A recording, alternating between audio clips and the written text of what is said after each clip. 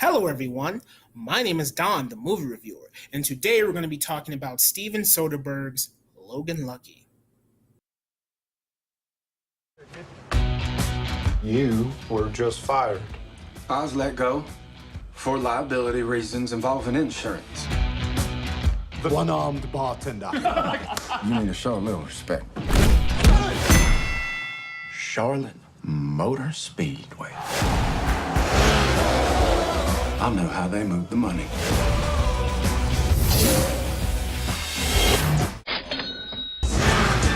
They're gonna know what we want them to know. My life of crime is over. That is massively stupid. It's been handled. Oh, this is gonna be good. That looks like it hurt.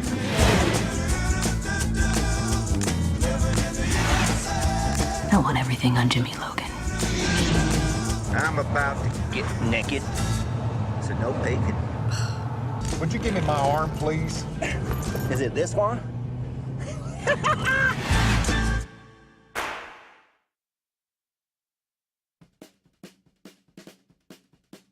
Jimmy Logan and his brother, Clyde Logan, hire a group of misfits to execute a heist during a racing event at the Charlotte Motor Speedway in North Carolina.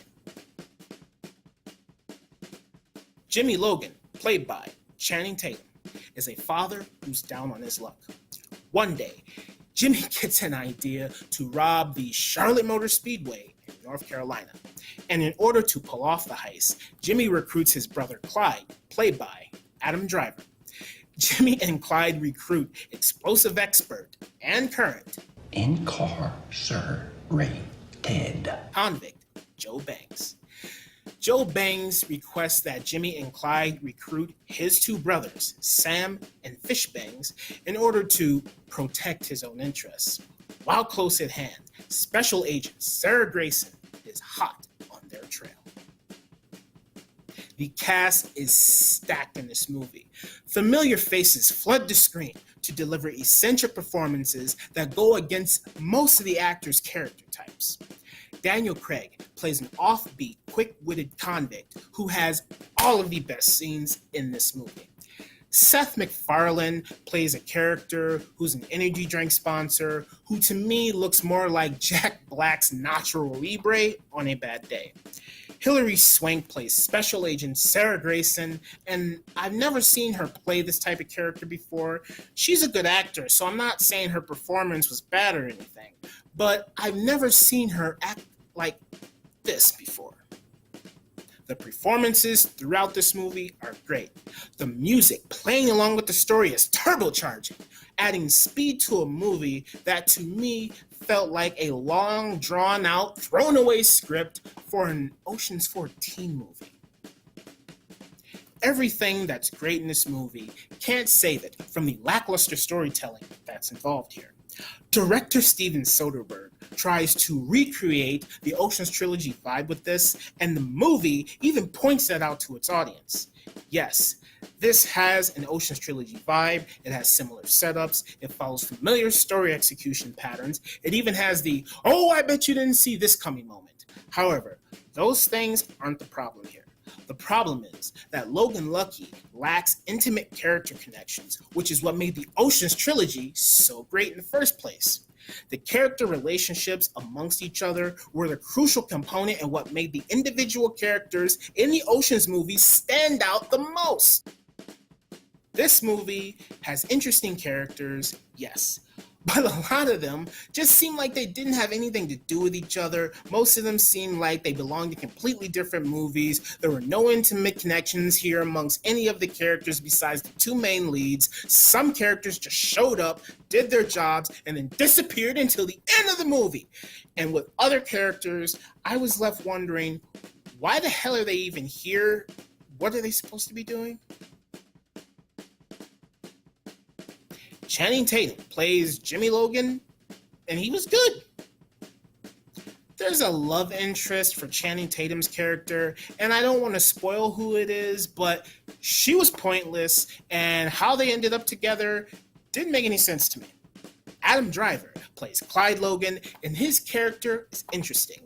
He has a lot of memorable scenes, including a bar scene, a car scene, a scene with his arm, which is one of the funniest parts in the movie. I loved it. Katie Holmes was useless. Seth MacFarlane was useless. Hilary Swank was robotic. Sebastian Stan was pointless.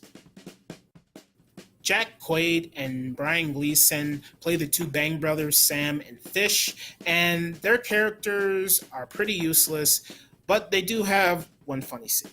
Daniel Craig plays Joe Bang, and his character was the most interesting. He easily had all of the best scenes in the movie. Every scene, he just chewed up the screen with his performance. He was mesmerizing, he was funny, and he was likable. Daniel Craig killed it.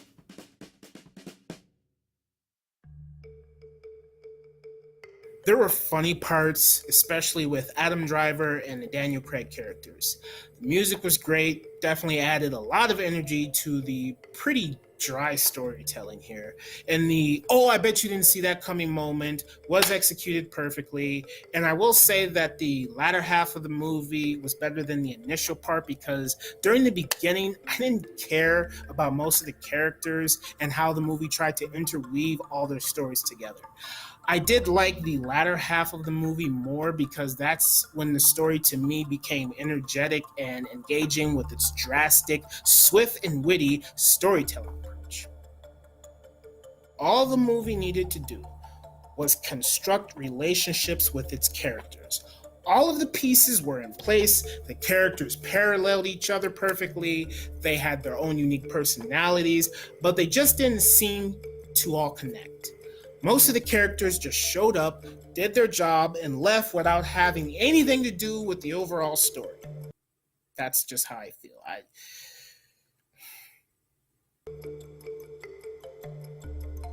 Overall, I give Logan Lucky, the Wannabe Ocean's 14, a solid B.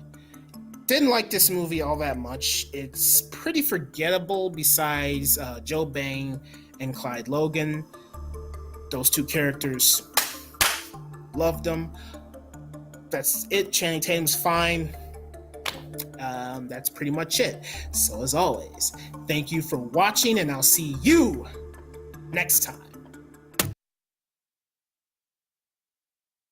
I'm about to get naked. So no bacon. I said no bacon.